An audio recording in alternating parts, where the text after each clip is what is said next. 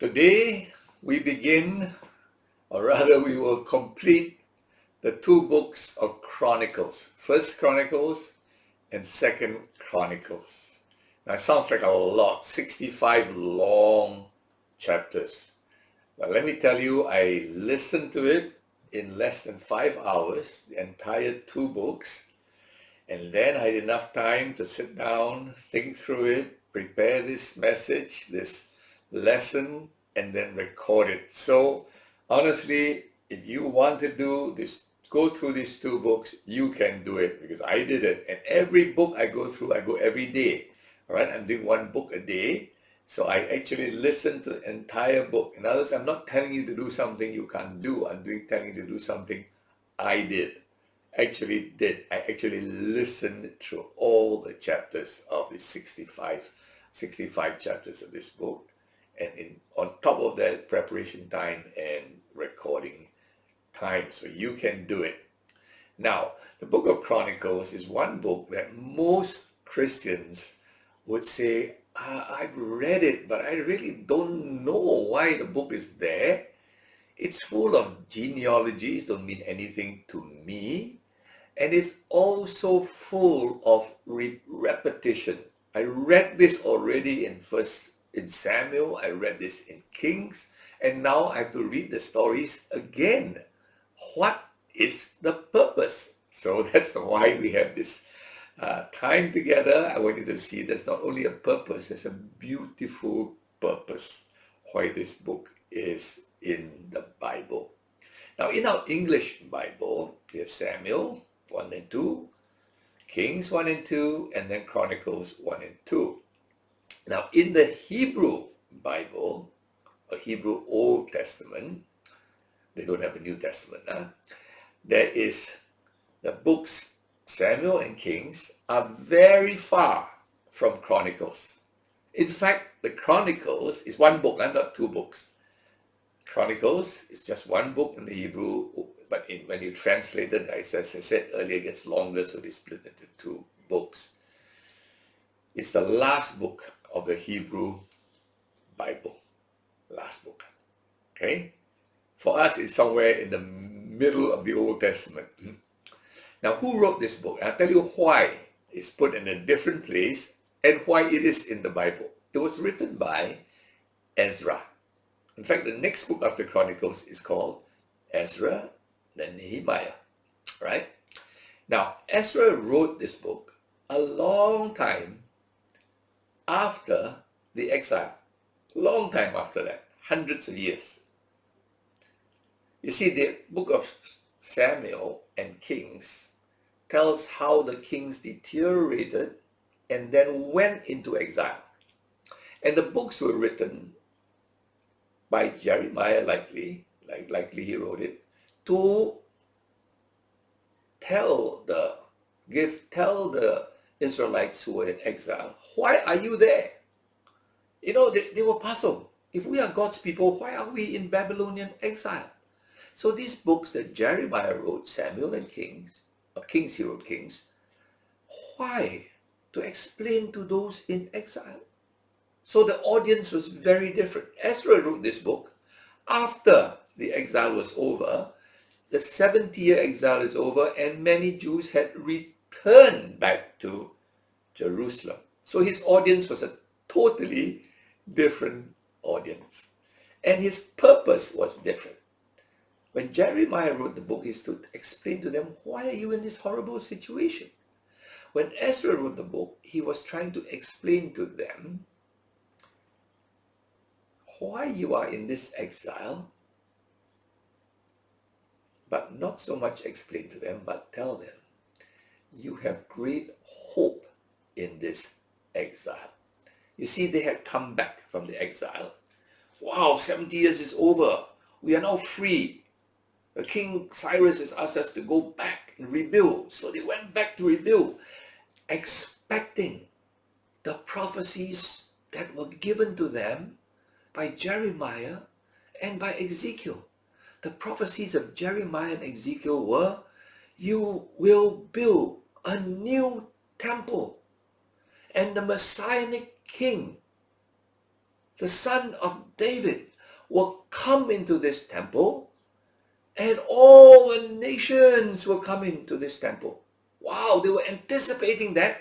Then they went back to Jerusalem. They built the temple. It's like not much of a temple, pretty poor replica of the first one. And there's no Messianic king. And nations are not coming in peace to Jerusalem, flocking to Jerusalem. Nothing of that sort. What happened? Then Ezra writes this to tell them, there is another time. There is another going up to Jerusalem. This is not the final one. There's one more coming. All right? He wasn't clear, but he knew this was not it. This was just a type of the final temple. New Jerusalem revelation, right? Where Christ will come and all the nations will come to the new Jerusalem in the new heaven and the new earth. But this was not it. So Ezra writes to them and tells them, I know you feel very discouraged. You feel like, what's happening? Where is this glorious Messianic kingdom? There's none. We're poor. When nobody's here. What happened? We're struggling to make a living. Where are the prophecies? So Ezra wrote to tell them there's hope for the future. Jeremiah wrote earlier, Kings, to tell them, now you know why you're here. Look at what the kings messed up. Two different audiences. One audience was in exile, wandering. Another had come out of exile and now are thinking, where is the prophecy of the new temple and the Messianic king? All right? So two different eras written a long time after each other to two different audiences. One audience in captivity, one audience in Jerusalem wondering, where is the Messianic king? All right? So later I'll tell you why the books are placed separately and why Chronicles is the last book of the Jewish Bible. All right? Okay, first now let's just look very quickly at the differences between Samuel Kings you put in one bundle, all right? Which you have read, we just studied earlier, and Chronicles. What's the difference between these two? Okay, Samuel and Kings cover the period of the kings. That's it. Starting with Saul and to the last king who went to exile. Period of roughly 500 years. Remember the early timetable I gave you? Very simple, huh? 2000 BC, patriarchs, Abraham, etc. 1500 BC, prophets, Moses, etc. 1000 BC, princes or kings, Saul, David, etc. Okay, 1000, 500 BC, exile. Okay, so Samuel and Kings are written at that period, covers that 500-year period where Saul started as the first king and then to the last king and then they went into exile. Chronicles covers a far bigger time range. Starts with Adam, all right? And it doesn't end in the exile. It ends in a hope for some amazing eternal future. So it begins with Adam to an eternal future. The span is eternal, right? Very far, not 500 years. Secondly, Samuel and Kings, what do we have there? Oh, northern kings and southern kings, side by side, one after the other, very confusing.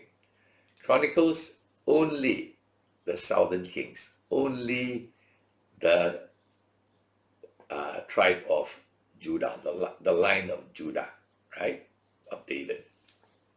So not so confusing, fewer kings. Samuel and Kings, political. They went what did, what they conquered, what war they won. Chronicles, very different. What religious things they did, not political. Samuel and Kings, their moral acts, adultery or murder, whatever. Chronicles, there's religious ritual acts, temple, worship, etc. Samuel and Kings, all the negative things, telling them that's why you went into exile. You see your king messed up. You see your king messed up. Chronicles, positive things. Your kings, they are the royal line of David. God's promise will be fulfilled. Not yet. They are all in the royal line. The positive things. The hope. This one is, now you know why you're so in exile. This one is, relax. You have a bright future ahead. Okay? So, in Samuel and Kings, it shows men's failures.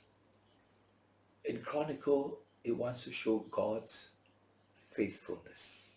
So I hope you see the difference in the style. So when you read a lot of stories, they seem to be repetition, but if you understand, the focus is very different. In Samuel and Kings, it's from the prophet's point of view. I warn you, don't do that. I warn you, don't do that. Chronicles is from the priest's point of view. Wow, you built the temple. Wow, you arranged the Levites how to work in the temple. Wow, you arranged the choir for the temple. You see, the priests are concerned about the tabernacle, the temple. The prophets are concerned about their behavior. Right? So you see, quite different. Though the events recorded may be the same, the focus is quite different. Okay, so I hope you see the contrast in the style, in the focus between Samuel and Kings and Chronicles. All right, let's now get into the book itself. Okay, First Chronicles can be divided quite easily into two parts. The first 9 chapters are all genealogies.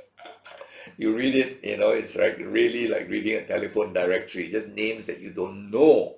Okay, so of course you and I will ask ourselves, what in the world are all these names? First, I can't pronounce them. They're long Hebrew names, all right? I can't even pronounce them. Who in the world are these people? Most of them I don't know. But this was not written for us primarily.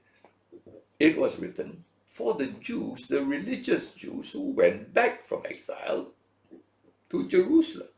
They knew their history. These were names that, ring a bell. Ring a bell. So basically, these genealogies, all these names, are actually a summary of all that has happened in Hebrew history. But there's no need to give details because the Jew, when you mention the name, they know, oh, this guy did what? Oh, this guy did what? In other words, Ezra was just basically helping them to realize their roots. They came from a long line, from Adam, the race of Adam, human race. All right?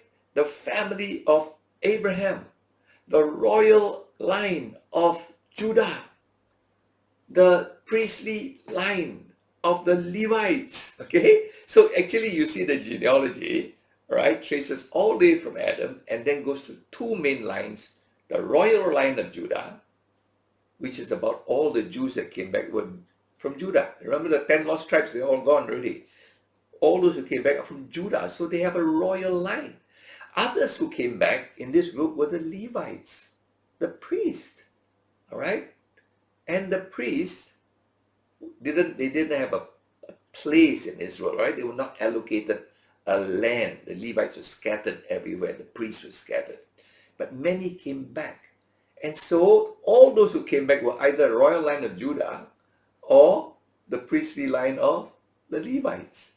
And so this genealogy actually traces 2 main lines, the royal line and the priestly line.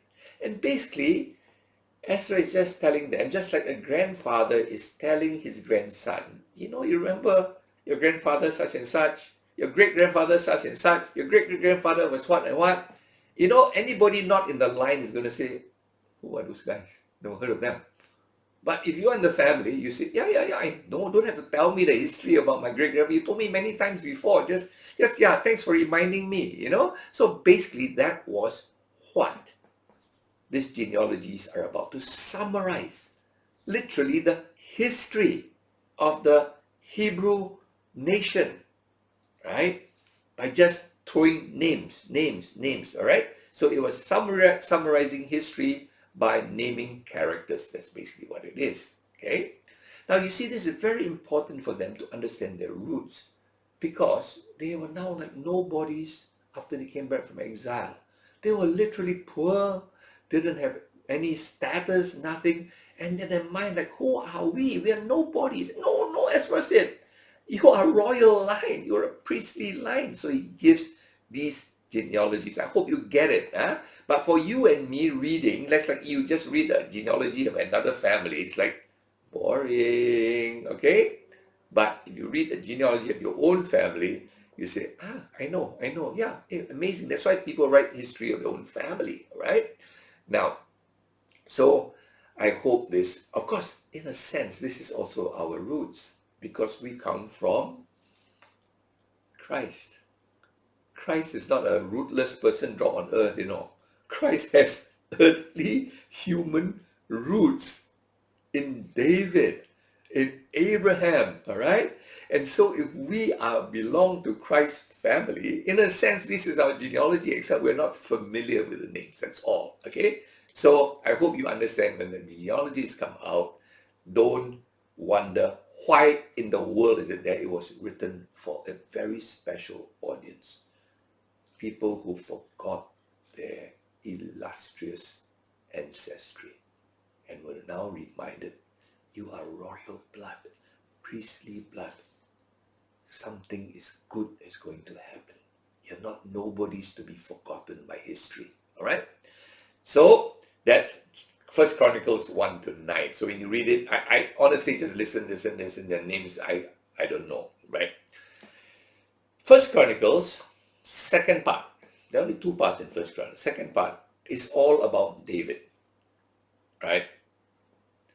Saul is not even mentioned. I mean, he's not even, because the royal line of David, not Benjamin, Judah line, okay? So in second part of 1 Chronicles, it parallels Samuel, 2 Samuel, all about David, right? So you're going to say, please, why repeat the stories? I mean, it's already in 2 Samuel. Why repeat it? Different angle. It's like the Gospels. 4 books on Jesus. Same person. Why 4 books? 4 angles on him. For the Jew, for the Gentile, shows Christ as king, show Christ as servant. All right? So this book, Chronicles, shows David's royal ancestry, shows him as the type, his ancestry, and shows him as the ancestor of the coming Messianic king. Okay? Now, some parts are removed. It's not exactly like 2 Samuel. For example, he is anointed by prophet Samuel in 2 Samuel, not mentioned at all here. Because as far as the priests are concerned, it was God that chose him, not Samuel, right? So from God's viewpoint, Samuel's not relevant. Samuel just a hand that did it, poured the oil, that's all. Saul's persecution of David takes a huge chunk of 2 Samuel. Here, not a word about Saul's persecution. I mean, when you talk about a king, why you don't show him running around like a criminal? No need. When you write the king's history, don't write the bad things about the king, right? Thirdly, nothing about his sin with Bathsheba. Nothing, not a word. Nothing about the rebellion of his son Absalom. Not a word. All right? So I hope you begin to see that this history is not exactly the same. It's a lot of it is overlapped with 2 Samuel, But not all, because the angle is showing him as this glorious king who is a type of the messianic coming messianic king. Okay? So those parts are removed. It's not to hide. There's nothing to hide. You want to check, you go to 2 Samuel, you can find everything. It's not hide. It's just showing a different angle. Okay? That it was written in that way. You see, David, the Jews knew the prophecy of Jeremiah. Jeremiah 30 verse 9 says that they will come back to a land and they will serve their God, and David. They will come back and serve David, their king, forever. But David's dead long ago already, right? 500 years ago. What it means is the son of David, the messianic king. So in Ezekiel, they were anticipating another David. That was Jeremiah 39. Ezekiel 37 verse 25 says the same thing. You will come into this land, right, forever, and God will raise up David your king. David's dead long ago. No. Messianic David, the son of David. So when Ezra wrote this, he was trying to help them tie up. We came back to the land. Where is the Messianic David? Maybe it's over. The story is over. God forgot. No, God didn't forget. You remember, so he wrote this history to say how glorious David is, how wonderful David is, and God won't forget him. Don't worry. And you are part of the line of David. And God won't forget you. Okay? So that's the reason why he wrote the good parts about David, to encourage them that there is a hope for the future because they come from the line of this glorious King David. So that's the parts that were taken out, Bathsheba and Absalom. But they added some parts which are not in 2 Samuel. 1 Chronicles 22 to 29 is almost entirely not found in 2 Samuel. It's about the preparation of the temple. It tells us in Chronicles how David prepared the materials, how he got all the Levites organized and put them in proper shifts, so to speak, in the temple, how he even got the choir organized and make sure everybody knows when to sing and what musical instruments to play. 8 chapters on David's preparation for worship in the temple, right? So you see here, David is compared here to Moses. Interesting. In Exodus 25, it says Moses was showed the pattern of the tabernacle by God. Mount Sinai, God showed him the pattern, blueprint.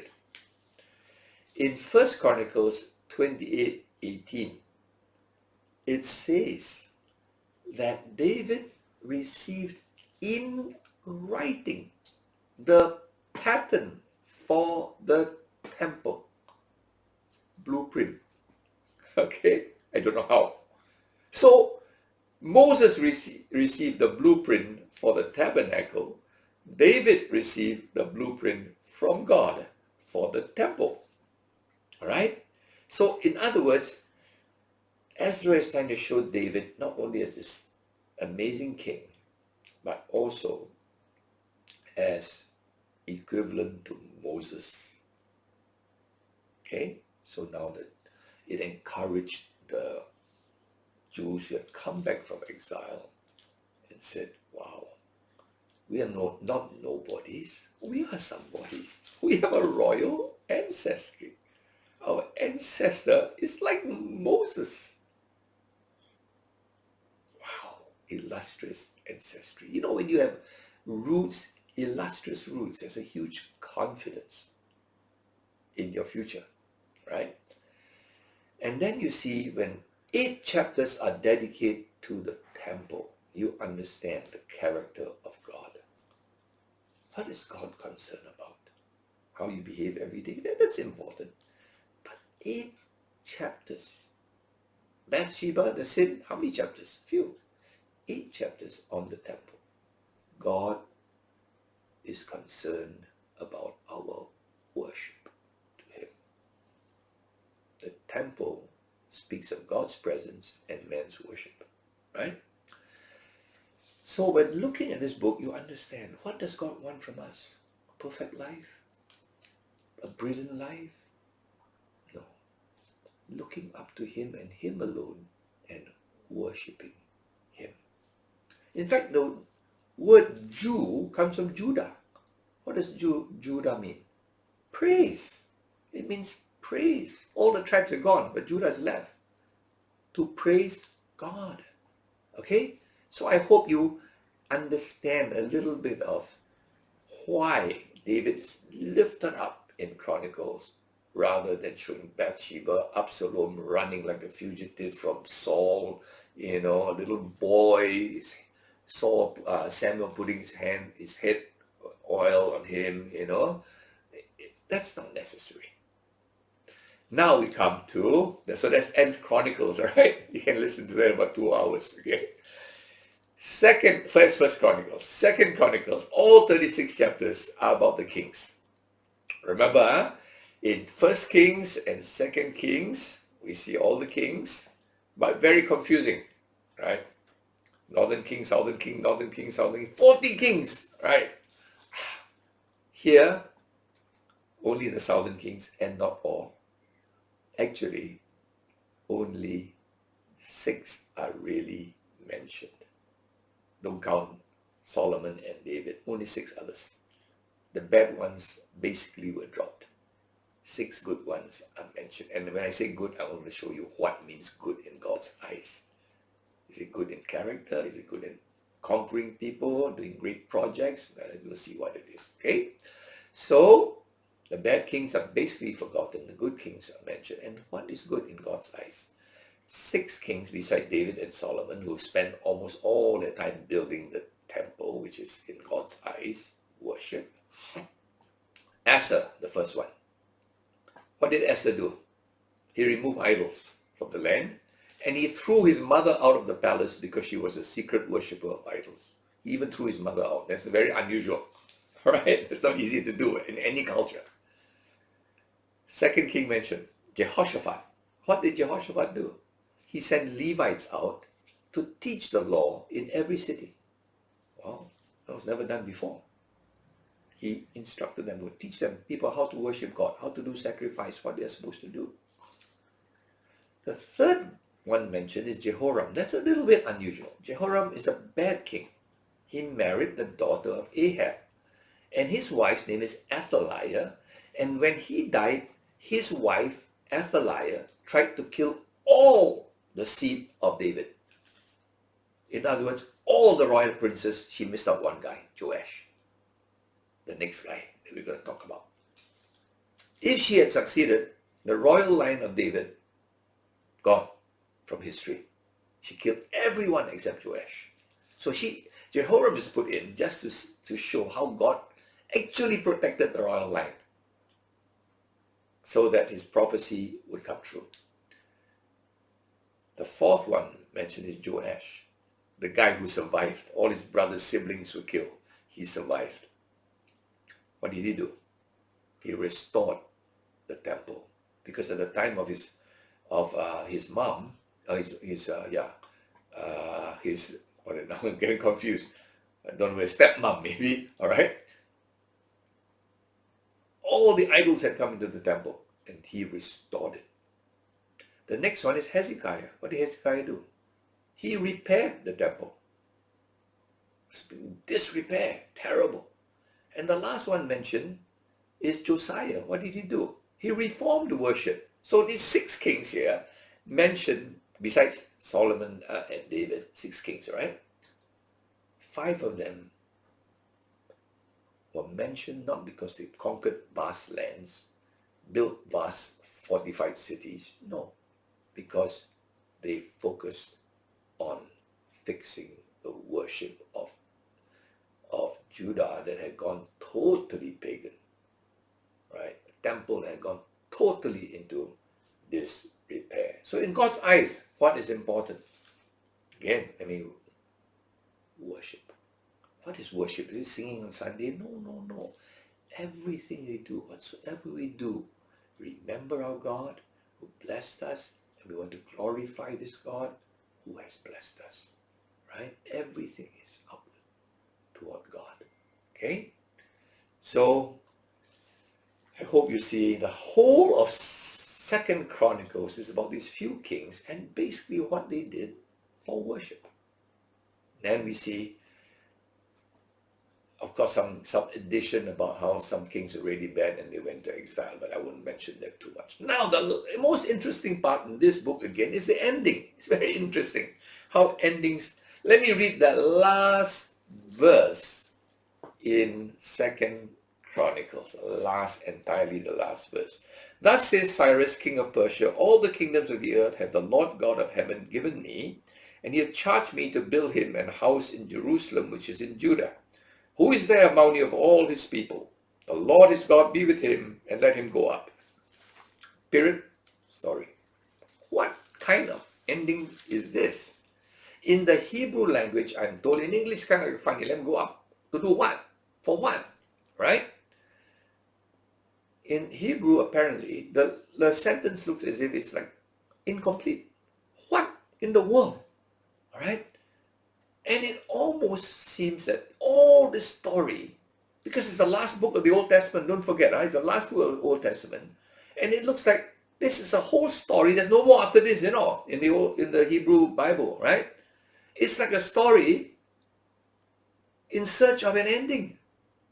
Imagine you read the story at the end, it's like, and then he went there. Huh? What? What do you do? How's the ending? Win or lose? Nothing. You ask yourself. You see, that's exactly where the Jews are today. They went up. He says, if God leads you, go up to do what? Now, the last book of our English Bible, or our New Old Testament, is Malachi. Let me read to you the ending of Malachi. Then you see the beauty of this Bible you're holding in your hand, right? The ending of Malachi is very different. Last two verses of Malachi. Behold, I send you Elijah the prophet before the coming of the great and dreadful day of the Lord. And he shall turn the heart of the fathers to the children, heart of the children to their fathers, lest I come and smite the earth with a curse. Period. Last book of the Old Testament. Whoa! The last book of the Old Testament ends with a curse. It started with, and it was very good. Genesis 1. And very good. And very good. 7 times. And now it says, it ends with a curse. But you see, for us, with our Bible, we have, the story is not over. That's the New Testament. And the New Testament begins with Jesus, the Messiah. Without him, curse. No hope. You see, after Malachi, there's 400 years of silence. Imagine, curse. But then Jesus comes. So for you and me, the non-Jews, the story has a beautiful ending. The curse is taken by Christ. For the Jew, the last book of the Hebrew Bible is Chronicles. And we go up. Why? Romans 11 verse 25 or 35 says, and tells us that there's blindness to the Jews in part until the fullness of the Gentiles be come. The Jews did not believe that Jesus is the Messiah. They missed that completely. They cannot accept Jesus as the Messiah. So they're still in limbo. The Jewish nation is still in limbo. Where are we? What's our hope? But one day, the Bible tells us, when the fullness of the Gentiles is come, when God has now saved the Gentiles, he never forgot the Jews. They will come back to him, to a new Jerusalem, a new temple. Wow. When the fullness of the Gentiles is come. Till then, they are partially blind. Their mind now is, the Old Testament is incomplete. What is our future? Don't know. Maybe the land of Israel? Don't know. Are we going to build a real temple? Don't know. Okay? So I hope you see that for the Jews, the last book ends with a story with no ending. For us, the last book of the Old Testament ends with a curse, but we have a beautiful, happy ending. The curse is taken on Christ. He spared us. All right? So let's say we don't have the New Testament. What is the Old Testament to you and me? It's nothing more than a book of unexplained ceremonies. I mean, what's all this killing of the lamb? What does it mean? What's all this altar? What's all this laver? What is all this holy of holies? The whole tabernacle has no meaning until we see Christ. Unexplained religious ceremonies. That's what the Old Testament is all about. But what is in the New Testament? All those can be explained. Unfulfilled prophecies. That's what the Old Testament is without the New Testament. David. Who's this David? His throne forever. How come? I thought they ended the exile already. Oh, there's another throne of the son of David that lasts for eternity. Prophecies in Christ. Not unfulfilled. Fulfilled. Without the New Testament, the Old Testament is a book of unsatisfied longings. God, God, God, but I cannot reach him. Where is he? Right? So thank God we have a complete, beautiful book. I hope you love this book. I hope you see today, Chronicles is not just genealogies, not just repeat story. Got nothing to do, just repeat. No! There is a purpose. Okay? And the purpose, if you understand, right, Chronicles was to be the end for the Hebrew Bible. But put in the middle for us, Malachi was put at the end. Perfect Bible for you and me, and a perfect Old Testament for the Jews if they have the Messiah, if the new heaven and new earth comes. So may God bless you as you look at this Bible and don't say, I don't know why I have to read Chronicles. Listen to it, 5 hours, you get everything. Enough. We are not here for details. We're here to see the beauty of the entire Bible. God bless you.